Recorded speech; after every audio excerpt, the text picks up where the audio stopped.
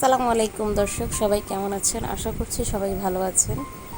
আমি আপনাদের দোয়ায় আলহামদুলিল্লাহ ভালো আছি। অনেক দিন পর আসলাম আপনাদের সাথে একটি ভিডিও শেয়ার করতে। এখানে আমি ছোট মাছের চচ্চড়ি করব। আসলে কিছুদিন অসুস্থ ছিলাম, তাই আপনাদের সাথে কোনো ভিডিও শেয়ার করতে পারিনি। তো আজকে আমি মজাদার রেসিপি আপনাদের পছন্দ অনুযায়ী করছি। যদি ভালো লেগে থাকে অবশ্যই ভিডিওটি লাইক কমেন্ট শেয়ার দেবেন, পুরো ভিডিওটির সাথে থাকবেন। দেখুন আমি আজকে কিভাবে রান্না করছি এই ছোট মাছগুলো।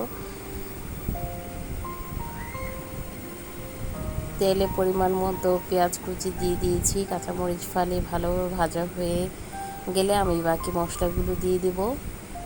এখানে আমি আদা রসুনের পেস্ট দিয়ে দিয়েছি, দিয়ে দিয়েছি হলুদের গুঁড়ো, মরিচের গুঁড়ো, ধনিয়া ও জিরে গুঁড়ো দিয়ে ভালোভাবে মশলাটা কষিয়ে নেব।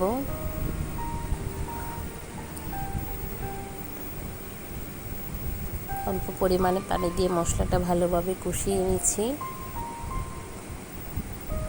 আর ছোট মাছ কিন্তু খেতে যেমন মজাদার, রান্নাটাও কিন্তু তেমনি সহজ। খুবই অল্প সময়ে এই রান্নাটা হয়ে যায়। আমি এখানে একটি টমেটো কুচি দিয়ে দিয়েছি। টমেটো কুচিটা মশলার সাথে ভালো করে মিক্সড করে নেব।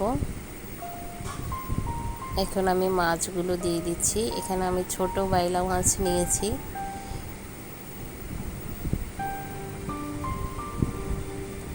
কিছুক্ষণ কষিয়ে আমি সামান্য পরিমাণে গরম পানি অ্যাড করব।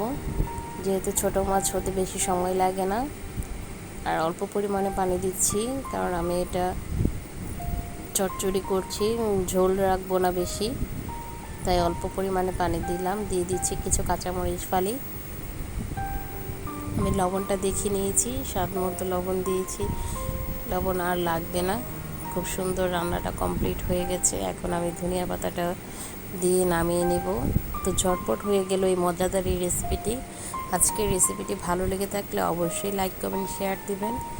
ইউটিউবে যারা এখনও সাবস্ক্রাইব দেননি অবশ্যই সাবস্ক্রাইব দিয়ে পাশে থাকা বেল আইকনটি ক্লিক করে দেবেন। সবাই ভালো থাকবেন, সুস্থ থাকবেন, আমার জন্য অবশ্যই দোয়া করবেন। আল্লাহ হাফেজ।